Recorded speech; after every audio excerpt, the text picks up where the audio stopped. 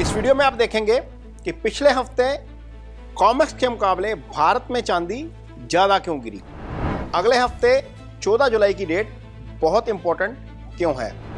गुरु के अस्त होने और सूर्य के कर्क में जाने का बुलियंस के ऊपर क्या असर पड़ेगा। तो बने रहिए वीडियो में अंत तक मेरे साथ। तमाम सवालों के जवाब देंगे इस वीडियो में और अंत में बताएंगे कि एस्ट्रो साइकिल क्या कहता है।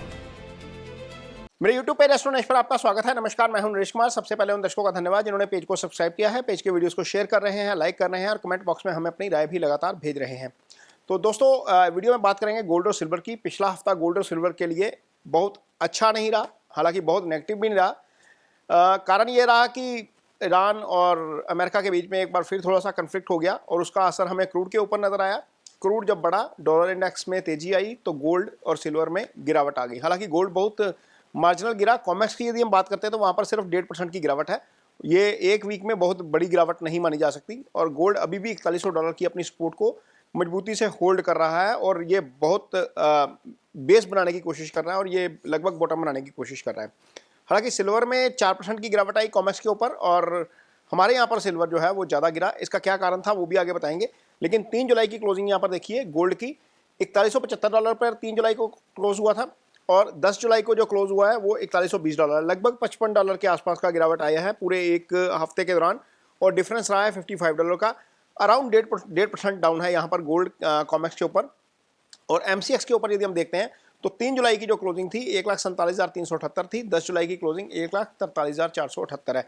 यहाँ पर जैसे ही क्रूड शूटअप किया हमारी करेंसी में डिफरेंस आया और ये हमें इसमें भी नज़र आया, गोल्ड के रेट में नज़र आया और डिफरेंस रहा हमारे यहाँ लगभग 3,900 और अराउंड 2.7% गोल्ड हमारे यहाँ पर डाउन रहा, एक कॉमेक्स पर डाउन होने के कारण, एक करेंसी के डिफरेंस के कारण।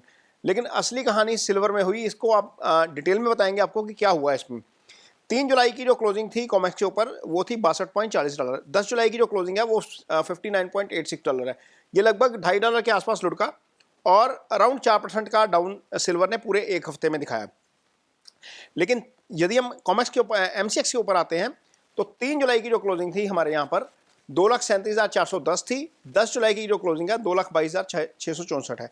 यहाँ पर हमारे यहाँ 14,746 रुपये का डिफरेंट आ गया सिल्वर में, डिफरेंस आ गया सिल्वर में। ये लगभग 6.25% डाउन रहा। अब पहले तो ये बताते हैं कि ये डाउन हुआ क्यों। आप सबको याद होगा जब 28 फरवरी को जंग लगी थी, अमेरिका ने ईरान के ऊपर हमला किया था, उसके बाद क्रूड की कीमतें बढ़नी शुरू हो गई थी। सरकार ने इमीडिएटली कोई स्टेप नहीं लिया था। क्रूड जब $80 के ऊपर गया, सरकार को लगा कि हमारा करंट अकाउंट डेफिसिट कम हो सकता है। आप सबको याद होगा प्रधानमंत्री मोदी ने अपील की थी कि गोल्ड जो है वो कम खरीदिए या इस साल में गोल्ड मत खरीदिए, गैर जरूरी गोल्ड मत खरीदा जाए। और प्रधानमंत्री का ये कहना इसलिए था क्योंकि हम 3 चीज़ें मेजरली इंपोर्ट करते हैं, एक फर्टिलाइज़र, एक क्रूड और एक आपका गोल्ड। और जब हम ये प्रेशियस मेटल को इंपोर्ट करते हैं तो उसके बदले में हमें डॉलर देना पड़ता है। तो डॉलर, चूंकि रुपये कमज़ोर हो रहा था क्रूड बढ़ने के कारण, तो इसके कारण प्रधानमंत्री को ये अपील करनी पड़ी। खैर वो तो एक उनका अपनी रणनीति हो सकती है, लेकिन सरकार ने इसके साथ ही क्या किया कि प्रेशियस मेटल के इंपोर्ट के ऊपर कुछ रिस्ट्रिक्शन लगा दी, उसमें सिल्वर भी शामिल था। जैसे ही उसमें ये रिस्ट्रिक्शन लगी तो हमने देखा कि हमारा सिल्वर लगभग 15,000 के प्रीमियम पे पहुंच गया था मई जून में। अब मई जून में हमारा सिल्वर कॉमेक्स के मुकाबले में 15-16,000 के प्रीमियम पे था। पिछले हफ्ते बीच में ये खबर आई, शायद गुरुवार को ये शाम को खबर थी या बुधवार शाम को खबर आई कि सरकार ने कुछ बैंकों को सिल्वर इंपोर्ट करने की इजाज़त दे दी है। Director general of foreign trade जो है हमारा, उसने कुछ बैंकों को 105 टन के आसपास का जो आंकड़ा वो आ रहा है, 105 टन के आसपास सिल्वर इंपोर्ट करने की जो है वो इजाज़त दी। अब इसका मतलब यह है कि जो इंपोर्ट सरकार ने हटाया था करंट अकाउंट डेफिसिट बढ़ने की संभावना के कारण या आशंका के कारण, वो सरकार को अब लगता है कि हल्का होता हुआ नजर आ रहा है। क्रूड की कीमतें 70 से गई 120 से दोबारा फिर 70 के ऊपर। अब सरकार को लगता है कि वहाँ पर मिडल ईस्ट में सिचुएशन ईज हो रही है, इसलिए चूँकि सिल्वर की डिमांड बहुत है देश में, बहुत सारी चीज़ों में इसका इस्तेमाल होता है। ज्वेलरी को छोड़ दीजिए तो सोलर में बहुत बड़ा इस्तेमाल है, IT इंडस्ट्री में है या इलेक्ट्रॉनिक में इस्तेमाल होता है। तो सरकार ने कुछ बैंकों को और कुछ NBFC को इजाज़त दे दी गोल्ड सिल्वर इंपोर्ट करने की। अब जैसे ही ये इंपोर्ट करने की जो है वो इजाज़त आई, जो प्रीमियम हमारे मार्केट में चल रहा था फिजिकल मार्केट में, ओबियसली वो MCX में भी रिफ्लेक्ट होता है, तो वहाँ पर हमारा प्रीमियम जो है वो कम होना शुरू हो गया इस एक खबर के बाद। तो इसीलिए हमने देखा कि जो 4000 के आसपास का हमें डिफरेंस नजर आया एमसीएक्स में और कॉमेक्स में। यदि हम कॉमेक्स के प्राइस को फैक्टर इन करें तो 4000 के आसपास बन रहा था। कल ये प्राइस डिफरेंस ज़्यादा बढ़ गया था और ये टोटल डिफरेंस जो है हमारा वो लगभग 13 से 15,000 का है। और यदि हमारा रुपी गिरता है तो उसका हमें जो है वो फ़ायदा होता है, और यदि हमारा रुपी बढ़ेगा तो उसका नुकसान होगा। तो अल्टीमेटली काफ़ी सारी चीज़ें रुपी के ऊपर रहेंगी, सिल्वर रेट के साथ कनेक्शन, और ये आगे भी हो सकता है। यदि मान लीजिए रुपी में जो है वो तेज़ी आती है थोड़ी, तो अल्टीमेटली आगे जाकर ये प्राइस में भी फैक्टर इन करेगा, और हमारा करंट अकाउंट डेफिसिट यदि कंट्रोल में आता है तो सरकार हो सकता है और अलो करे, और ये जो प्रीमियम 13 से 15,000 का चल रहा था और वो नीचे आ जाए, तो एमसीएक्स के और कॉमेक्स के प्राइजेस में आगे भी डिफरेंस हमें देखने को मिल सकता है। तो ये तो थी कहानी पिछले हफ्ते जो प्रीमियम में गिरावट आई, ये पूरा उसका जो क्रक्स था वो यही था। अब आगे यदि देखते हैं अगले हफ्ते में क्या नज़र आता है, तो फंडामेंटली वॉर वाली स्थिति जो है वो फिर एक बार टेंस है। हालांकि मैं अगेन बोल रहा हूँ कि जब तक शनि वक्री नहीं होते तब तक वॉर चार्ट पे नज़र नहीं आती। 27 को वक्री होंगे, उसके बाद हो सकता है कि चीज़ें थोड़ी सी ज़्यादा टेंस हो जाए, लेकिन उससे पहले वॉर नज़र नहीं आती। ये आपस में ऐसे ही खेलते रहेंगे जैसे पिछले 1 महीने से लगातार खेल रहे हैं। वो उसको धमकी दे रहा है, वो उसको धमकी दे रहा है, एक आधा मिसाइल वो फेंक देता है, 2-4 वो फेंक देता है, थोड़ा टेंशन क्रिएट करते हैं, क्रूड ऊपर उठाते हैं और डॉलर इंडेक्स थोड़ा सा बढ़ता है और गोल्ड सिल्वर को कंट्रोल कर लेते हैं। ये यही चल रहा है पिछले 1-1.5 महीने से, और वार अभी भी नज़र नहीं आ रही। मैं पिछले 2 महीने से लगातार जो लाइव जुड़ते हैं उनको पता है कि वार, मैं लगातार बोल रहा हूँ कि वार नज़र नहीं आ रही। और जब हम ये वीडियो शूट कर रहे हैं, जो एफएम है इसके ईरान के मिस्टर अरागची, वो ओमान में गए हुए हैं। ओमान में क्यों गए हुए हैं? क्योंकि यूएस ने थ्रेट दिया है, ट्रंप ने, कि अगले 24 घंटे के अंदर ये पब्लिकली डिनाउंस करो कि जो उन्होंने हमला किया था स्ट्रेट ऑफ हॉर्मुज़ में 3 जहाज़ों के ऊपर वो गलत था, और यहाँ पर फ्री एक्सेस देंगे वो स्ट्रेट ऑफ हॉर्मुज़ में। तो ओमान चूंकि एक स्टेक होल्डर है इसमें, ओमान का भी कुछ एरिया पड़ता है, तो ईरान के एफएम अरागची जो हैं वो ईरान गए हैं इस इशू के ऊपर ओमान के साथ बातचीत करने के लिए कि इसमें क्या किया जाना चाहिए। ट्रंप बोल रहे हैं कि ईरान डील चाहता है। एक बार उन्होंने हमला किया, 70-80 ठिकानों पे उन्होंने हमला कर दिया, 70-80 ठिकानों पे उन्होंने हमला कर दिया। वो हमला करने के बाद दोनों ही चुप हो गए।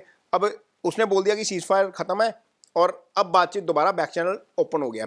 अब बैक चैनल ओपन हो गया, ये क्या होता है, ये वॉर के ऊपर डिपेंड करेगा, और वॉर नज़र नहीं आती। मुझे लगता है कि ये सॉर्ट आउट हो जाएगा, बहुत ज़्यादा जो है वो इन्फ्लेट नहीं होने वाला, ये आज की डेट में तो नहीं होने वाला।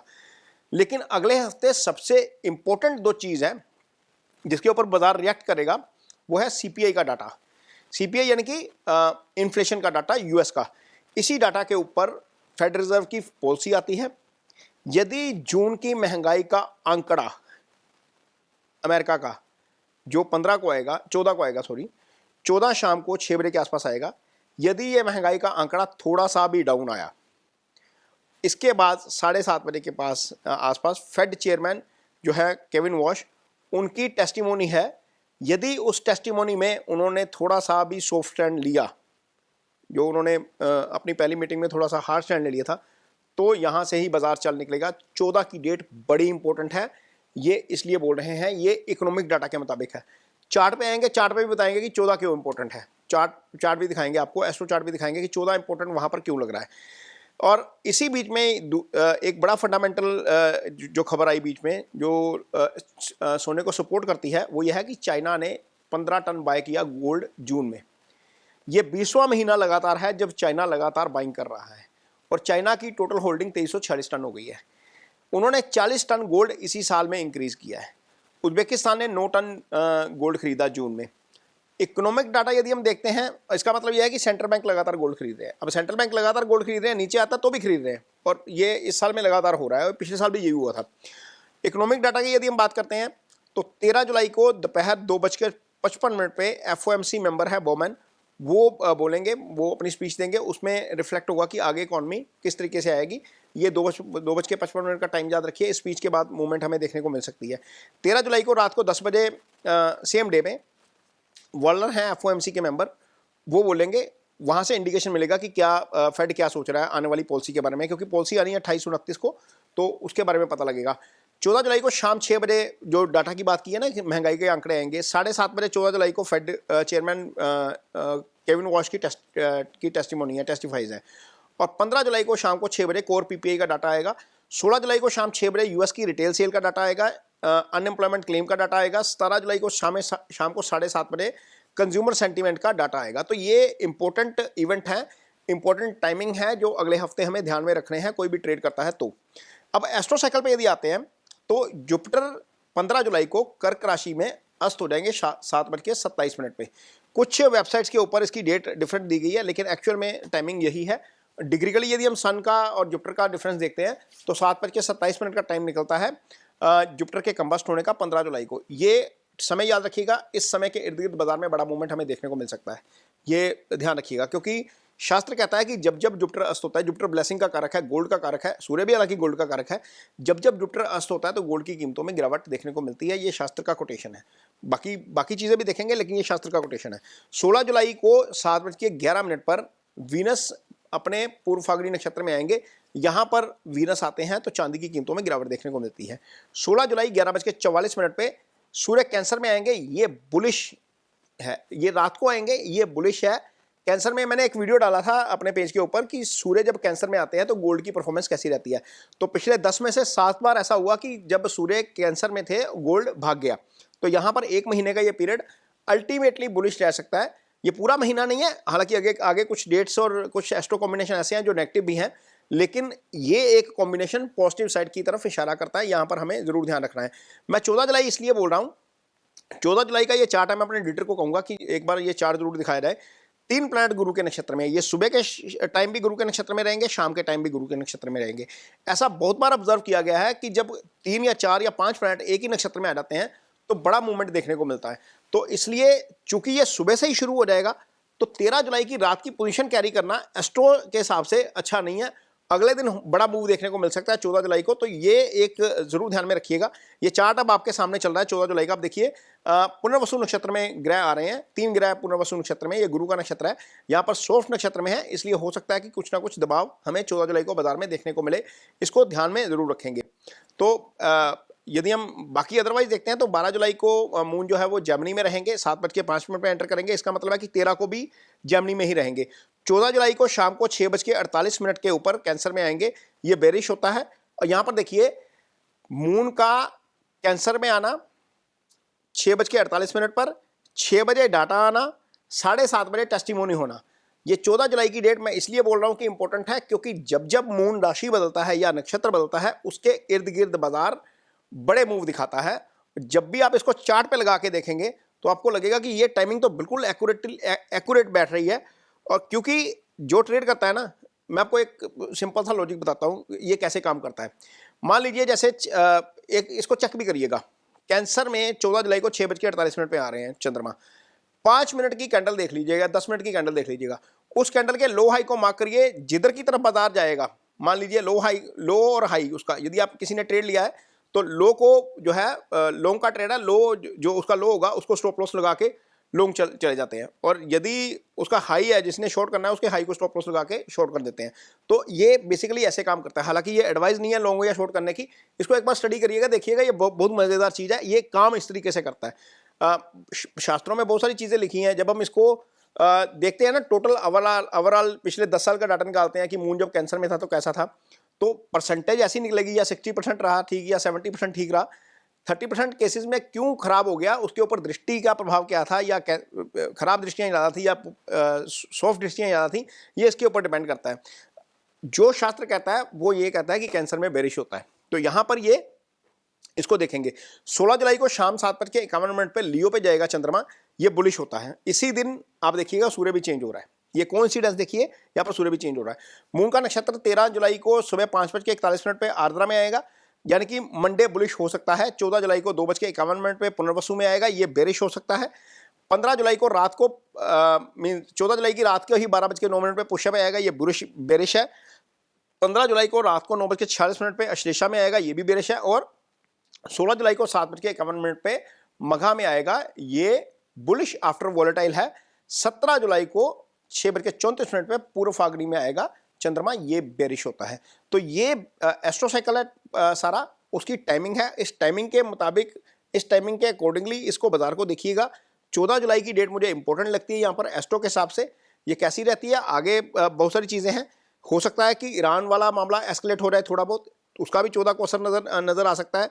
CPI का डाटा आएगा, उसका भी असर नज़र आ सकता है, या आपकी जो है फेड की टेस्टिमोनी है, फेड चेयरमैन की टेस्टिमोनी है, उसका भी असर हमें नज़र देखने को आ सकता है। तो सारी चीज़ों को ध्यान में रखेंगे, सिर्फ फेस्टो को नहीं देखेंगे। यदि सिर्फ फेस्टो को देखकर चलेंगे तो हो सकता है कि कहीं फंस जाएं, कहीं पोजीशन हमारी जो है वो बहुत लंबी लटक जाए या नुकसान में चले जाए। तो बहुत सारी ये चीज़ें हैं, सारी चीज़ों को देखिए। और ये वीडियो आपकी जानकारी भर के लिए है। इस वीडियो को देखकर किसी भी प्रकार का निवेश मत करिए। निवेश करने से पहले अपने निवेश का सलाहकार की मदद जरूर लीजिए। वीडियो आपको कैसा लगा इस पर कमेंट बॉक्स में अपनी राय जरूर दीजिए। यदि वीडियो अच्छा लगे तो उसे शेयर जरूर करिए, पेज को सब्सक्राइब जरूर करिए। इसके साथ ही मुझे दीजिए इजाजत। नमस्कार।